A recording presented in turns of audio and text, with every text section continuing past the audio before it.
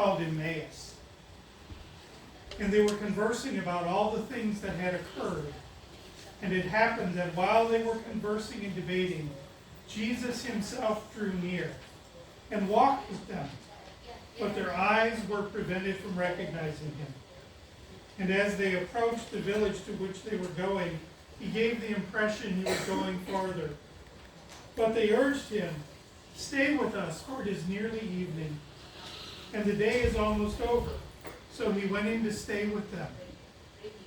And it happened that while he was with them at table, he took the bread, said the blessing, broke it, and gave it to them. With that, their eyes were opened and they recognized him. But he vanished from their sight. Then they said to each other, "Were not our hearts burning within us while he spoke to us on the way and opened the scriptures to us?" So they set out at once and returned to Jerusalem, where they found gathered together the 11 and those with them who were saying, "The Lord has truly been raised and has appeared to Simon."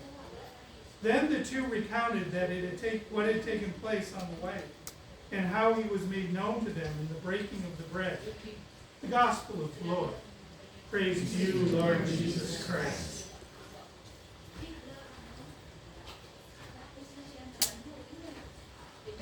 How many of you are old enough to remember when the World Series was shut down because of an earthquake? A few of you. Now, for all those youngins out there, this really happened. In the middle of the World Series, there was an earthquake in California, and the World Series was on TV as the earthquake came about. So you watched people leave the stands and come down onto the field because it was the only safe place. They had to get away from the structures.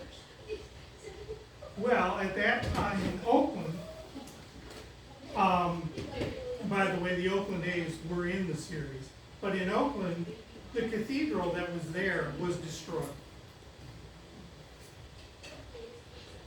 It was so far beyond repair, the only thing they could do was tear it down and build a new one. And so they went to dedicate it on the Feast of Pentecost.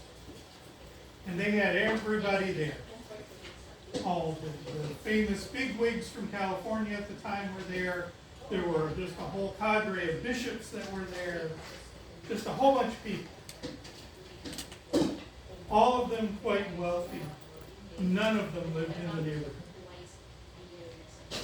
And while the service was going on, into the back came a little old man with everything he owned in a garbage bag. Now he was dirty and kind of smelled, but he came in very reverentially. And he went and he bowed to the altar and he went to sit down. And the people that were there said, "No, we don't belong here." And they sent him over across the aisle. He left, no argument, bowed, went to sit down again. No, you don't belong here. They bounced him up the aisle. Till, to the horror of everybody that was there, he was standing in front of the altar. And as the bishop stood up to give his homily, he looked down, saw the little old man, and sat back down. The little old man came up onto the steps, looked out at the crowd, and said, "Jesus was among you today, and you didn't even know him." He bowed to the altar and walked outside for him. Now, why do I tell you this story? Because Jesus is around us all the time. He is with us all the time. He comes to us in many forms, and we just have to be smart enough to know him, to recognize him, to look for him. You have to look for his words and his actions. As you look to your left and to your right, as you look into the eyes of the people around you, you will see Jesus. We're all gathered here today to remember somebody who apparently has touched every one of us in some way, right? Now, I never knew Mr. Bell, but I knew Chiechie. And he guided her, and she guided me, so here we are. Sometimes we miss life. Sometimes we see things that are tough. Sometimes, as I read in the obituary, we can view life as hell on earth. But in reality, even through tough times, Jesus walks with us. He comes to us. Imagine, if you will, leaving your home to come to a culture that is in many ways so radically different from what you're used to that you don't really understand. The culture speaks a language that's not your own language. Where is God in that? Where do you see Jesus in that? He might be there in the eyes of that new employer that you needed there in California when things were tough. He might be there in the eyes of your wife and children when they came to join you. He might be there as you begin a new adventure and move to the middle of a country that you're not really used to. Right? Who picks Toledo, Ohio?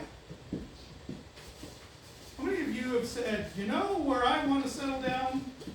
Toledo, Ohio. No, most of us were born here, and those that weren't, there was some reason that we came here. Right? Mr. Bell, that was a new job, a new opportunity. A blessing from God.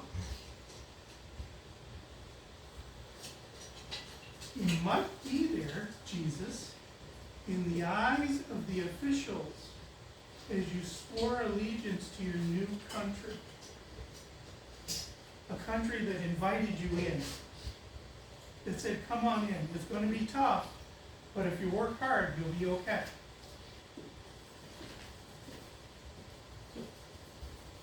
He might be there in the eyes of the less fortunate. Those that you seek to help. Because Jesus comes to us in all sorts of ways. You see, my friends, Jesus comes to us in many different ways and at many different times. Sometimes he even comes to us as a retired watchmaker who has the time to help you.